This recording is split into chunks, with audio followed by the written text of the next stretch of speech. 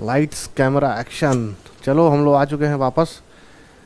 Graphical representation का question ले रहे थे यूपीएससी सीसैट।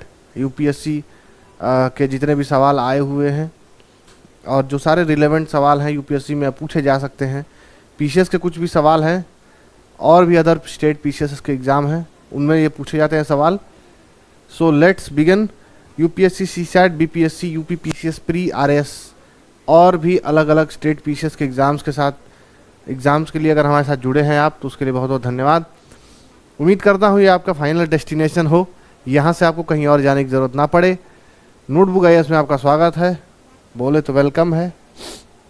कंप्लीट मैथमेटिक्स हम लोग यूपीएससी सीसैट के एग्ज़ाम तक कंप्लीट करा रहे हैं। आपकी हर वो टॉपिक जिसका वेटेज ज़्यादा है यूपीएससी सीसैट में उसको कवर करने की कोशिश कर रहे हैं हम लोग। कमेंट करके बताना यार हमारा कंटेंट आपको कैसा लग रहा है। अलग अलग एग्ज़ाम को एक साथ लेकर चलना है। वेरियस टाइप ऑफ क्वेश्चंस हैं, अलग अलग एग्ज़ाम से उठाए हुए क्वेश्चंस हैं। चलिए आज की वीडियो शुरू करते हैं।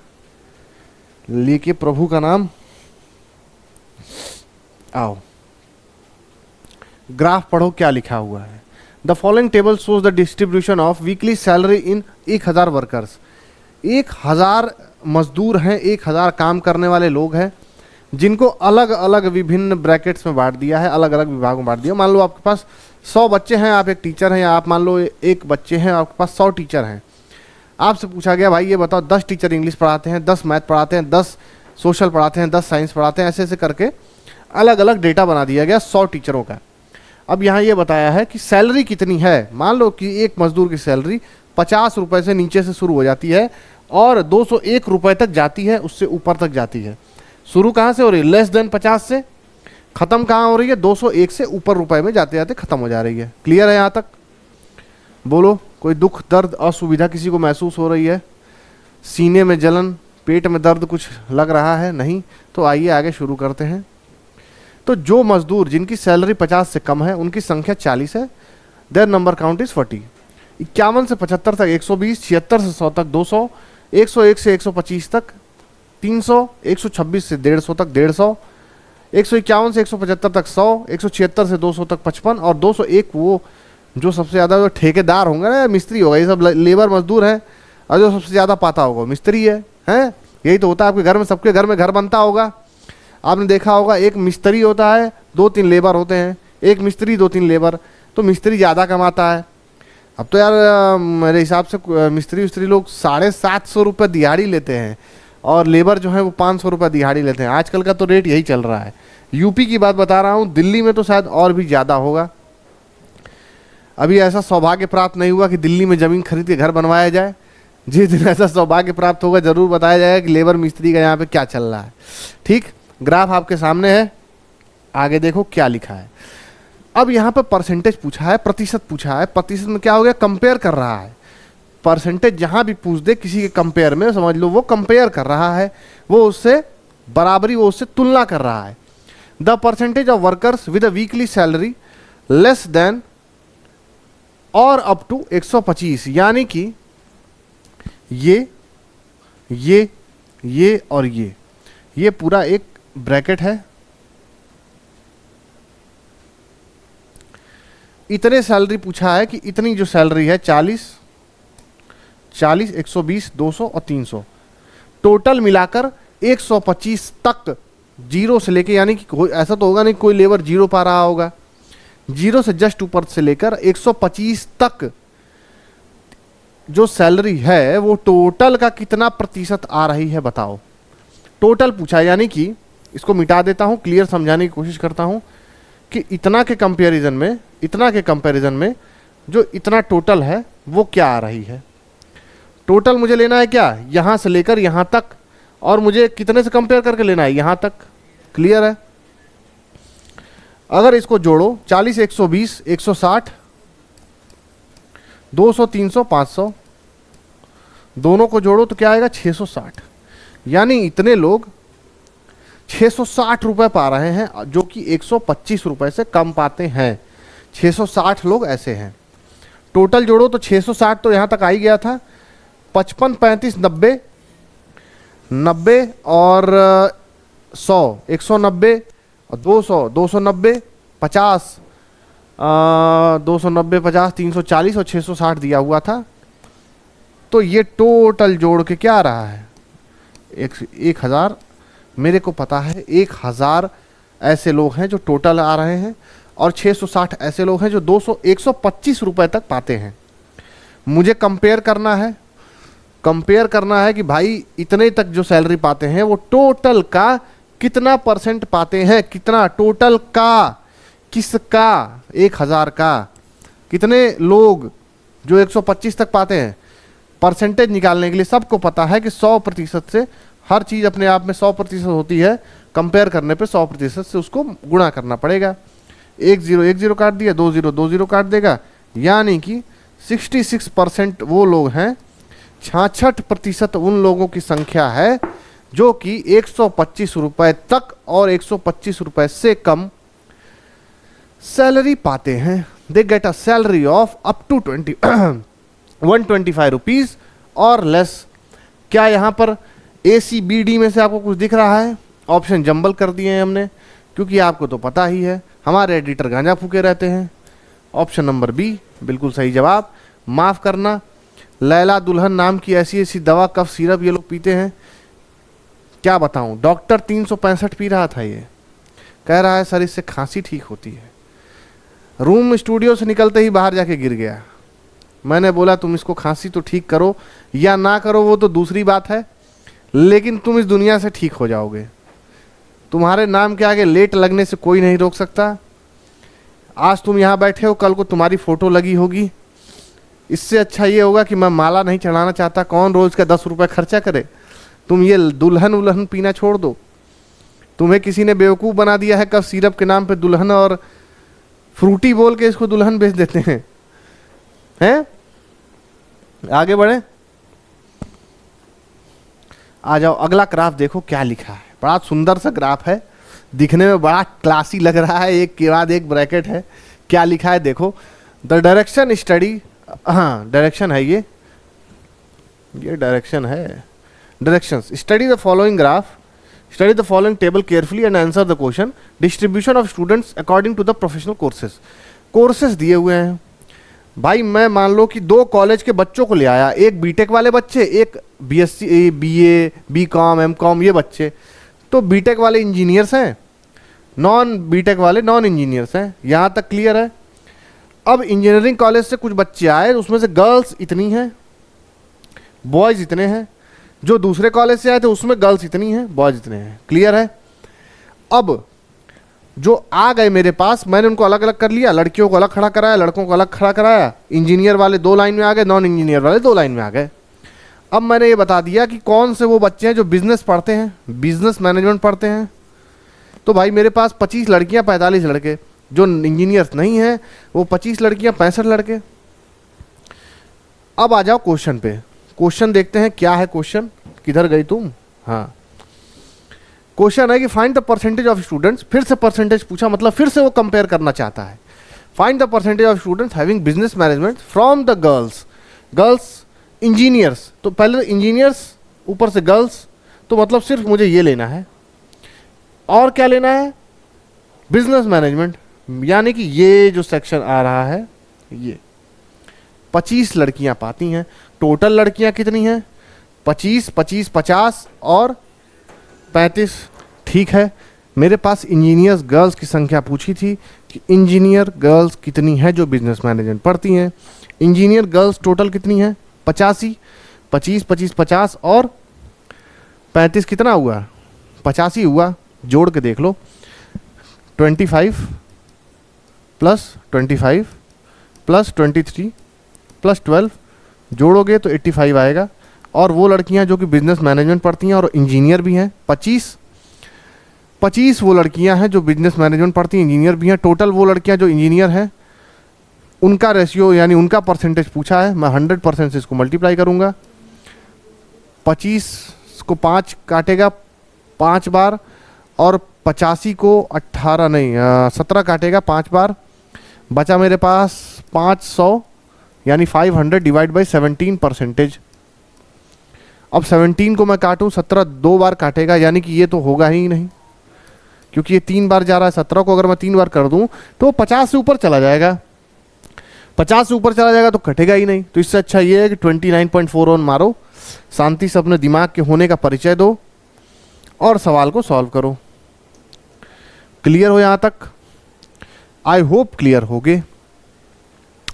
चलिए मेरे भाइयों बंधु, आगे अगला सवाल इसी ग्राफ पर देखो। Taking all the courses together by what percentage do the number of boys exceed the number of girls. Number of boys जोड़ो क्या है? नंबर ऑफ बॉयज जोड़ो क्या है? 100, 220 और 265, 365, 365 और 445, 6, 451 पे जोड़ेंगे ये 451 प्लस सब पूरे बॉयज को जोड़ दो 45, ये 451 ही आ रहा है।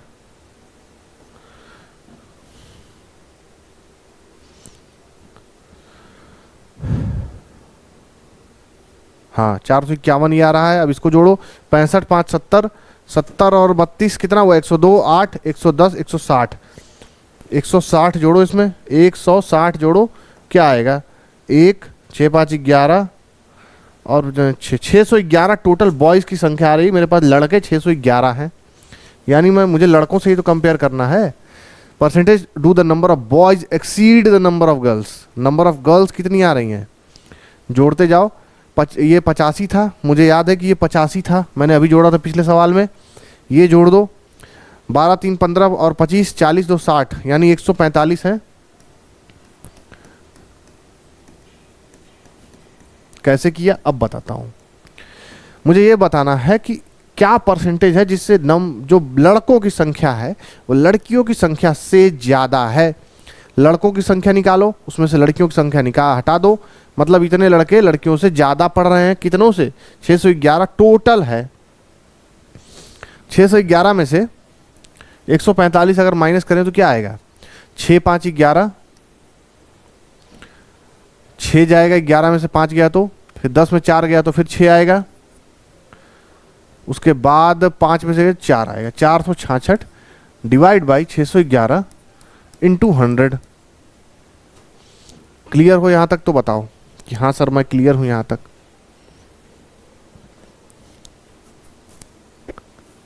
अच्छा, यह कंपैरिजन नंबर ऑफ गर्ल्स से हो रहा है। ओके, नंबर ऑफ गर्ल्स से हो रहा है कंपैरिजन, तो यहाँ 145 होगा, यहाँ भी 145 होगा। ये कितनी बार जा रहा है? लगभग 3 बार सारे हैं, तो 145 को 3 बार कर सकता हूं मैं, मुझे ये पता है। तो मैं 3 सारे ऑप्शन ही सही हो जाएंगे।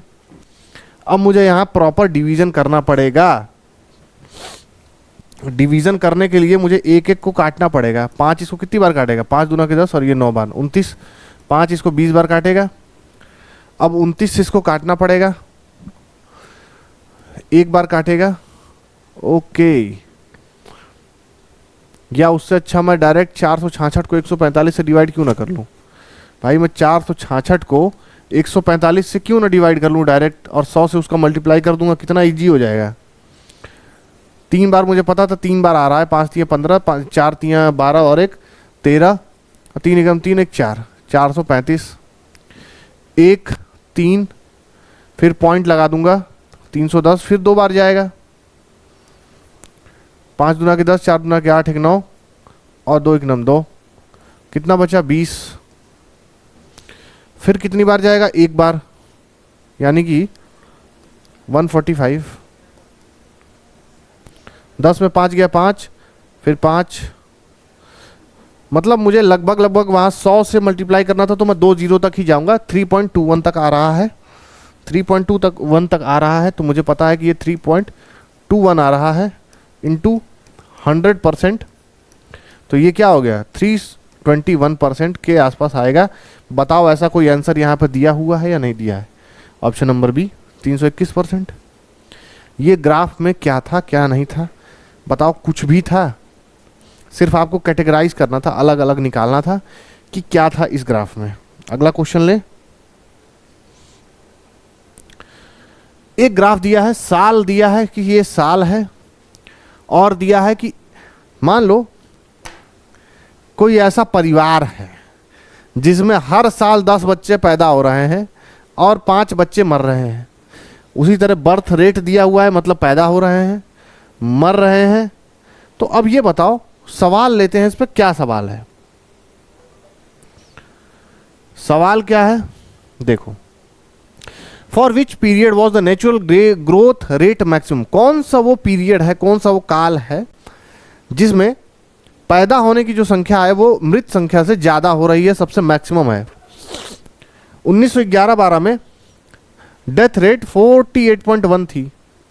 48.1 से 35.5 माइनस करो तो क्या आएगा? 0.6। साथ में ये गया 2 और 1। ठीक है, अगले वाले में करो 46.4 से 36.3 को माइनस करो 0.1। ग्राफ के क्वेश्चन में हमेशा याद रखना, थोड़ा बहुत तो लेंदी कैलकुलेशन होगा ही। इसके लिए आप कोई शॉर्ट ट्रिक नहीं निकाल सकते, सबसे पहले आपको ये देखना ही पड़ेगा। Got you? I hope you got me. अगर आपको अंदाजे से सवाल लगाना, देखो 48 और 35 के बीच में क्या फ़र्क है? 48-35 के बीच में 13 का फ़र्क है करीब करीब। बोलो, 13 का करीब करीब फ़र्क है ना। पॉइंट छोड़ दो। 46 और 36 के बीच में कितना फ़र्क है? 10 का फ़र्क है। 45 और 31 के बीच में कितना फ़र्क है? 14 का। ध्यान देते जाना मैं क्या कह रहा हूँ। इसके बीच में 10 है, इसके बीच में 14 का है। 39 और 27 के बीच में क्या है? 12 का। आगे बढ़ते जाओ। 41 और 22 के बीच में कितना है? 19 का। और आगे बढ़ो, 41 और ये मान लो 19 मान लो इसको, और इसको 41 मान लो। कितना हो रहा है फ़र्क? करीब करीब 22 का हो रहा है। 22 का।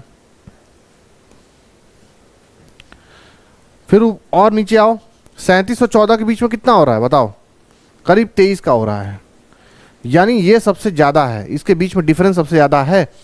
मतलब अगर एक घर में 37 बच्चे पैदा हो रहे हैं और मृत की संख्या 14 है, दोनों के बीच का डिफरेंस सबसे ज़्यादा है, मतलब कि उस घर में बर्थ रेट सबसे ज़्यादा होगी। क्लियर है? मतलब 1971 और 1981 वो पीरियड है जिस घर में बर्थ रेट सबसे ज़्यादा हुई है। बताओ, क्लियर है? आगे बढ़ें। ये था हमारा क्वेश्चन। अब देखो एक नया तरह का ग्राफ, 4 डेटा दिया हुआ है। स्क्रीन से हट जाता हूँ, ग्राफ को देखो, स्क्रीनशॉट लो, जो करना है करो, मजाक करो इसके साथ। यहाँ दिया है एक बैट्समैन है, ए, बी और सी। ए, अब बैट्समैन का नाम लें। बैट्समैन का नाम डी से क्या है? दिनेश कार्तिक मान लो। दिनेश कार्तिक। सी से क्या है? सी से कोई बैट्समैन है हमारे पास? कुक मान लो, इंग्लैंड का बैट्समैन है कुक। बी से क्या है? हैरी ब्रूक मान लो।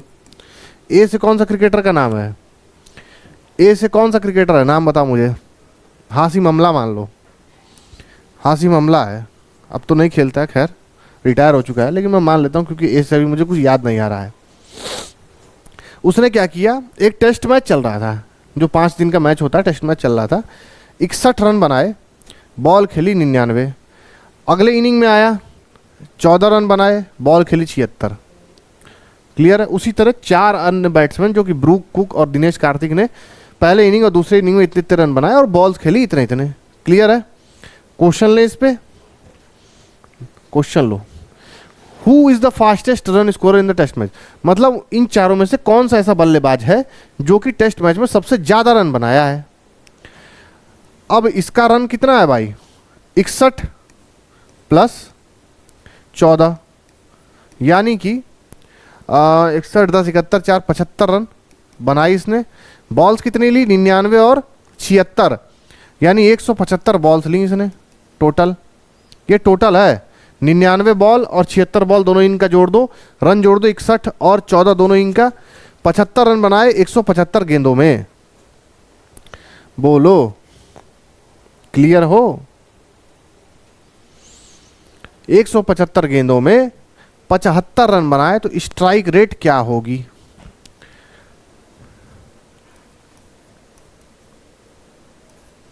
डिवाइड करो।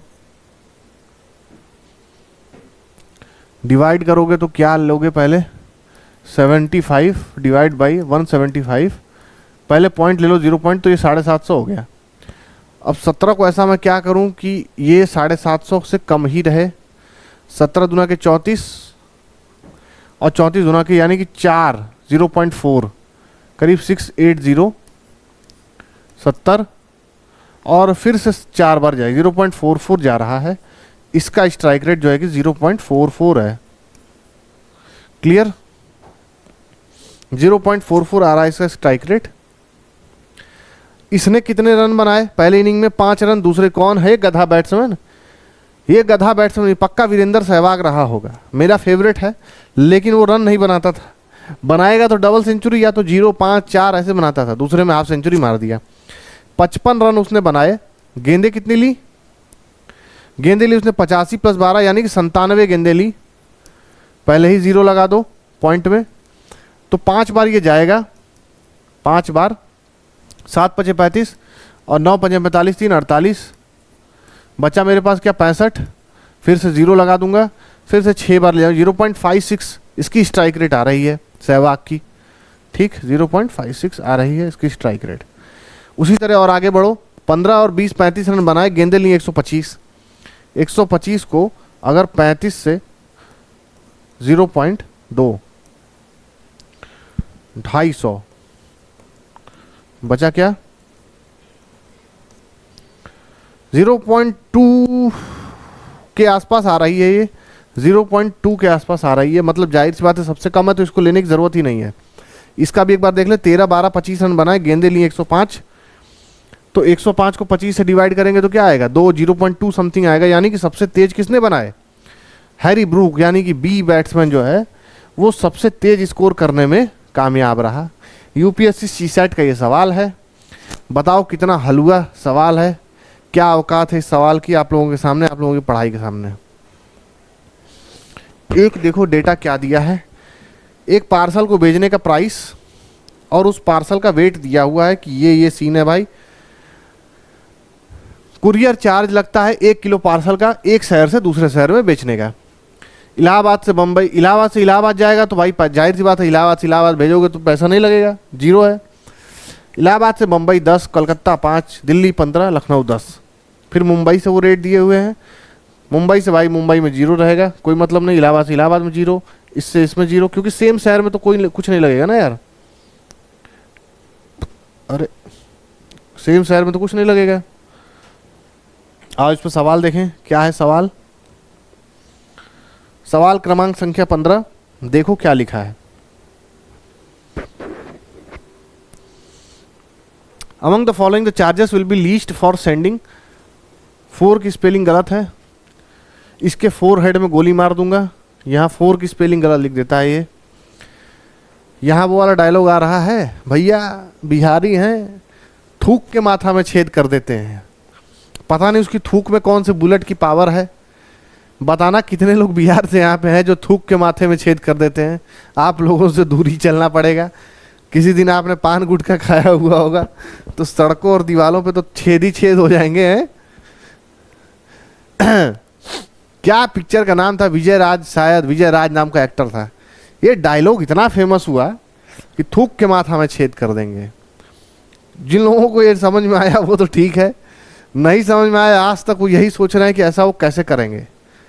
आई वॉन्ट टू नो। पूछता है भारत, पूछता है भारत कि कैसे लोग माथे में थूक के छेद कर सकते हैं। अब पूछा है कि among the following the charges will be least for sending, मतलब सबसे कम पैसा कहां से कहां भेजने में लगेगा। ठीक, ये पूछा है कि कौन से शहर से कौन से शहर में पार्सल भेजने की जो पैसे लग रहे हैं वो सबसे कम है। मान लो आपको अपने दोस्त को पैसा भेजना है, कुछ सामान भेजना है, तो उसको कितना कम पैसे में भेज देंगे। देखो यहाँ पे ऑप्शन, पहले देखो ऑप्शन में क्या लिखा हुआ है। इलाहाबाद से लखनऊ चेक करते हैं कितना रुपया लग रहा है। इलाहाबाद से लखनऊ में 10 रुपया लग रहा है। ठीक है, इलाहाबाद से लखनऊ आने में 10 रुपया लग रहा है एक पार्सल को भेजने में। यानी कि इसमें कितना रुपया लग रहा है? 10 रुपीस, 10 रुपया लग रहा है। मुंबई से दिल्ली, मुंबई से दिल्ली में क्या लग रहा है? मुंबई ये रहा, दिल्ली ये रहा, 25 रुपये लग रहे हैं। 25 रुपये।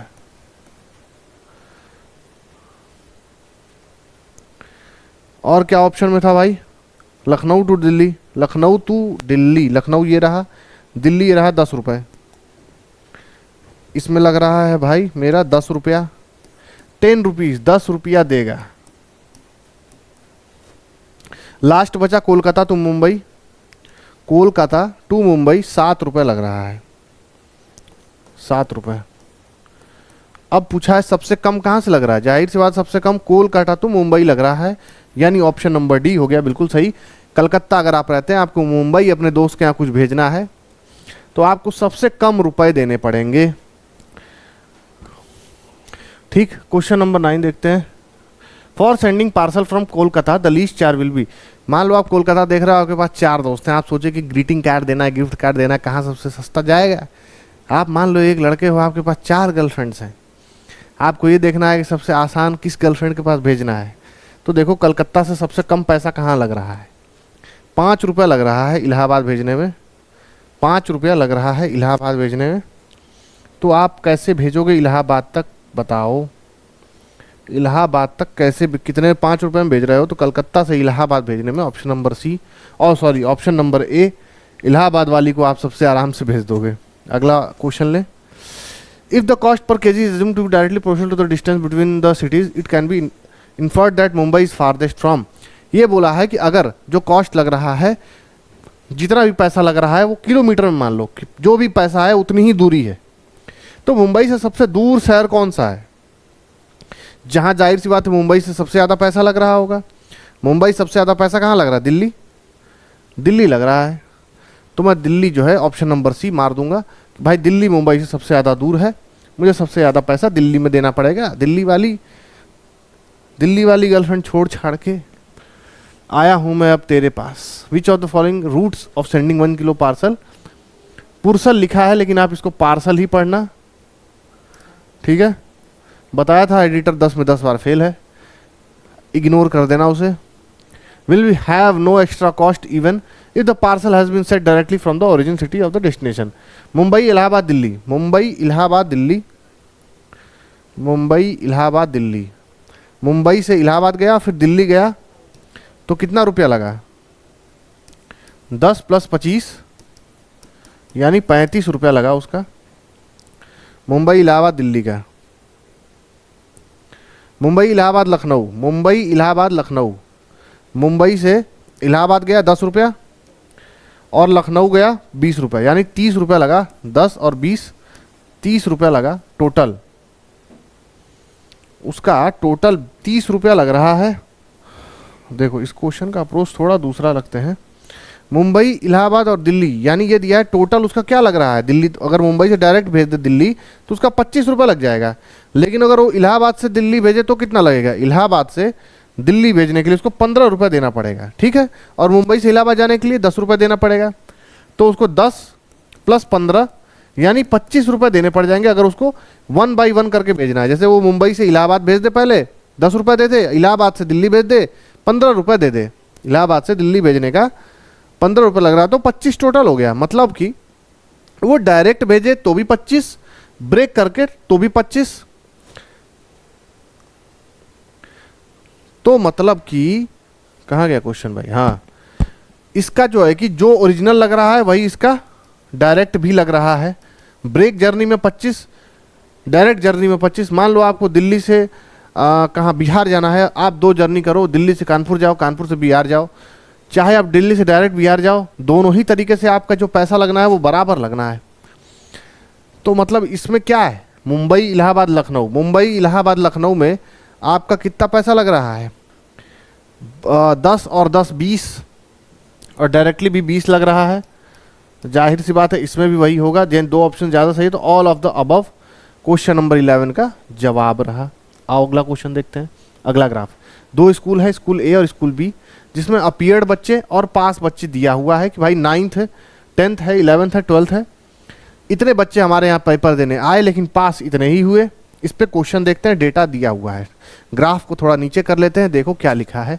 How many % both the schools are pass to the total number of student appear in the class. ये पूछा है कितने बच्चे पास हुए हैं, कितने बच्चे अपीयर हुए हैं, टोटल पूछा है। तो अपीयर कितने हुए भाई? 630, इसमें अपीयर कितने हुए 430, तो 1060, 1060 ऐसे बच्चे हैं जो अपीयर हुए हैं। पास कितने हुए 550 और 340, यानी कि 5 3 8 और 5 4 9, 890 ऐसे बच्चे हैं जो कि पास हो पाए हैं। 100% से इसका मल्टीप्लाई कर दो, एक जीरो से एक जीरो कट गया। अब क्या बचा, 100 को 100 ही छोड़ दो, 8900 डिवाइड बाई 106। जाहिर सी बात है 6 बार जाएगा, 6 बार जाएगा ना, नहीं 8 बार जाएगा, सॉरी 8 बार जाएगा। 8 चौक 48, 848। क्या 8 से कोई आंसर दिया है? हाँ 2 आंसर दिया, तो ये गलत हो गया, ये भी गलत हो गया। 87.4, 83.9 दिया है। 83 चेक करके देखते हैं। 10 में 8 गया 2, 9 में 8 में 4 गया 4, यानी 420, 420, तो 4 बार ही जाएगा करीब करीब, यानी कि 83.9 सही जवाब हो गया ऑप्शन नंबर सी का। अगला सवाल ने देखो, the number of pass student to class 10 from both the school is. Class 10 का डेटा मेरे पास ये दिया हुआ है, टोटल है मेरे पास, लेकिन 3 डेटा है, उसमें से मुझे माइनस करना पड़ेगा। 160 140 कितना हुआ 30, और 300 में से 430, 630 में से 430 घटाओ तो बचेगा क्या 200। ये हैं क्लास 10 के बच्चे जो पास हुए, अपीयर हुए थे। क्वेश्चन क्या, number of student pass in class 10 from the both the school. इसमें कितने हुए 110, तो 200 प्लस 110 कितने बच्चे हो रहे हैं 330, समझ रहे हो ना। 330 ऐसे बच्चे हैं। 9th और 10th का ही तो पूछा है, अच्छा पास पूछा है ना, पास पूछा है, तो 160 और 80, अच्छा चलो खैर वो भी निकाल लियो, आगे काम ही देगा। 160 प्लस 80 यानी कि 240 ऐसे बच्चे हैं जो कि 10th क्लास में पास हुए हैं। स्कूल ए से 160, स्कूल बी से 80, 240 बच्चे।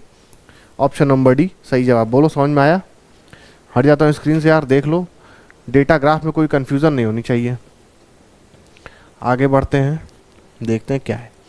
Average of pass students to class 9th and 10th of a school is. यहाँ पे मैंने निकाला था कि 200 आ रहे थे क्लास 10th के बच्चे, और वहाँ कितने 110, यानी 310 प्लस एवरेज पूछा है, यानी कि दोनों को प्लस करके और 2 से डिवाइड कर देंगे, क्योंकि 2 ही से पूछा है। Average pass in class 9th and 10th। 9th में यहाँ पास कितने हुए थे 550 में से इसको माइनस करो, 310 और 410, 440, 445। 550 में से अगर मैं 445 घटा दूं तो क्या बचेगा 105, यानी 105 डिवाइड बाई, सॉरी 105 नहीं है ना, 105 तो यहाँ पास हुए, वहाँ भी 50 है, 155, 155 डिवाइड बाई 2, 5 6 4 डिवाइड बाई 2, क्या 230 के आसपास कुछ आ रहा है? कुछ गड़बड़ कर दिया क्या? Average of pass student of class 9th and 10th of school A सिर्फ पूछा है यार। स्कूल ए में 10th और 9th में कितने बच्चे पास हुए हैं 105 और 160, 105 और 160 इन दोनों का डेटा मांगा है।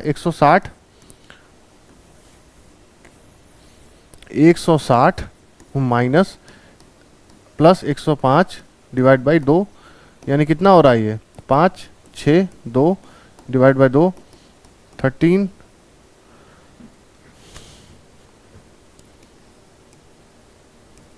132.5। ऑप्शन नंबर डी 14 का सवाल का जवाब हो गया 132.5। बोलो मेरे मित्रादे सखी और सहेलियों, समझ में आ रहा है? सवाल का अगला ग्राफ आपके सामने है। यहाँ पर दिया हुआ है कि direction following question based on following. ये आपके पास एक ऑप्शन दिए हुए हैं कि ये काम इस कंपनी में होते हैं जिसमें इतना इतना खर्चा कंपनी का लगता है। इस पर क्वेश्चन उठा के देखता है क्या है। Total annual expense of department head are 1/4 times of total annual expenses for the center. मतलब जो इसका टोटल एनुअल एक्सपेंस है, ये टोटल एक्सपेंस है, उसका 1/4 यानी उसका 25% कौन से डिपार्टमेंट के बराबर हो रहा है। टोटल करो, इकाई दहाई सैकड़ा हज़ार 10,000 लाख 10 लाख 10 लाख 10 लाख 12 लाख कितना हुआ 22 लाख। 22 लाख में 2.5 लाख जोड़ दो 24.5 लाख, फिर 7.5 लाख जोड़ दो 31.5 लाख, फिर ये कर दो कितना हो गया 40 लाख रुपए हो रहे हैं, 40 लाख, एक सैकड़ा, हजार, 10,000, लाख, 10 लाख, उसका 1/4, उसका 1/4 करो, 1, यानी कि ये लीज्ड लाइन डिपार्टमेंट के बराबर हो रहा है। टोटल एक्सपेंस का 1/4 लीज लाइन के बराबर हो रहा है। ऑप्शन नंबर ए इस सवाल का जवाब है। बताओ समझ में आया, नहीं आया? नहीं आया तो सवाल को फिर से पढ़ो, देखो क्या लिखा हुआ है।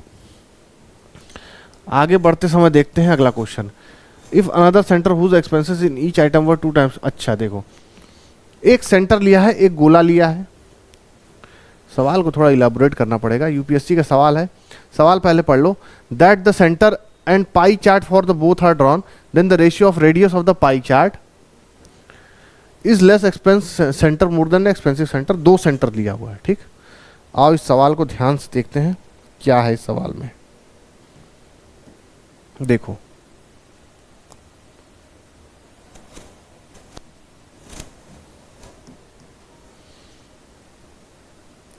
ये रहा एक गोला और ये रहा दूसरा गोला, ठीक।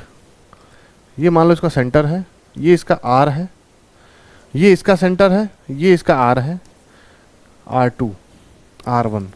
अब R2 जो है वो R1 से बड़ा है कितना? R2 2 गुना है R1, यानी कि 2R1 बराबर R2 है, यानी कि 2R1 बराबर R2 है। दो बार इसको करें मतलब इस सर्कल का 2 गुना वो है, तो इसका रेडियस का भी 2 गुना इसका रेडियस होगा। आपको पता है कि सर्कल का रेडियस क्या होता है? पाई R1 पाई R2 का स्क्वायर बराबर क्या हो जाएगा? इसका एक्सपेंस, यानी उसका खर्चा। सवाल में देखो ये लिखा है कि मोर एक्सपेंसिव सेंटर कौन सा है, तो जाहिर सी बात है ये भी 2E2 हो जाएगा। क्यों? क्योंकि इसका रेडियस R2 2 गुना है, ठीक है। 2R1 है ना, ये 2R1 है, तो 2R1 पाई, पाई से पाई कट जाएगा, स्क्वायर से स्क्वायर कट जाएगा, इधर अंडर रूट आ जाएगा, ई से ई कट जाएगा, यानी कि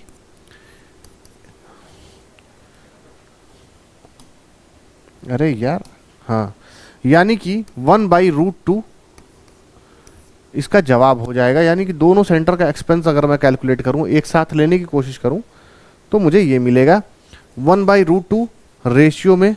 ऑप्शन नंबर डी बिल्कुल सही जवाब होगा, कोई भी समस्या परेशानी नहीं आएगी। चलिए आज के लिए इतना ही रखते हैं। डेटा ग्राफ का इंट्रोडक्शन क्वेश्चंस हमारे सामने चल रहे थे, यहाँ तक आई होप सबको समझ में आया होगा। नहीं समझ में आया दोस्तों तो बताना है, आप बताना किसकी कॉपी कर रहा था मैं। महान यूट्यूबर ध्रुव राठी जी थे ये, जिनका कंट्रोवर्सी आजकल चल रहा है। भाई किसी ने कहा था कि आप जर्मनी से इंडिया में डिक्टेटरशिप चल रही है या नहीं चल रही है, इसको बता सकते हैं। तो आप हैं कौन? जवाब हमारे देश में ही नहीं रहते हैं। ध्रुव राठी जी का ये जवाब आया कि सुभाष चंद्र बोस भी जर्मनी में रह के भारत के लिए इंडिपेंडेंट की लड़ाई लड़ रहे थे, इंडिपेंडेंस की लड़ाई लड़ रहे थे, तो क्या वो भी एक क्लाउन है? नहीं, ये उनका जवाब आया। आप बताना कितना सहमत हो आप ध्रुव राठी की बात से, कितना सहमत हो आप पब्लिक की बातों से। चलिए वो तो दूसरा टॉपिक है। आज के लिए वीडियो को इतना ही रखते हैं। एनसीईआरटी के bilingual foundation batch basic to advance, बिल्कुल हीरो 0 to हीरो वाला batch, basic to advance class 6 to 12 के लिए हमारे साथ जुड़िए। प्ले स्टोर से हमारा ऐप डाउनलोड करिए, QR कोड है, इसका स्क्रीनशॉट लेके प्ले स्टोर से डाउनलोड करिए। मैंने आपको पिछली वीडियो में बताया था कि आपको प्ले स्टोर से ऐप हमारा कैसे डाउनलोड करना है। वीडियो देख रहे हो यार तो इसका टेस्ट भी दो, सवाल हमारे टेस्ट सीरीज में मिल जाएंगे आपको। टेस्ट सीरीज बहुत ज़रूरी है ये बताने के लिए कि आपकी जो प्रतियोगी परीक्षा है उसमें आपकी तैयारी क्या है। Means your preparation for your upcoming exams is determined by a test series. Do like our video, subscribe, share it, बिल्कुल फैला दो, आग लगा दो। आजकल आपका उतना प्यार नहीं आ रहा है हमारी वीडियो, भाई क्या हुआ, कहाँ जा रहे हो हैं? वीडियो को लाइक करो, शेयर करो, सब्सक्राइब करो। आज के लिए इतना ही रखते हैं। Bye, love you all, thank you.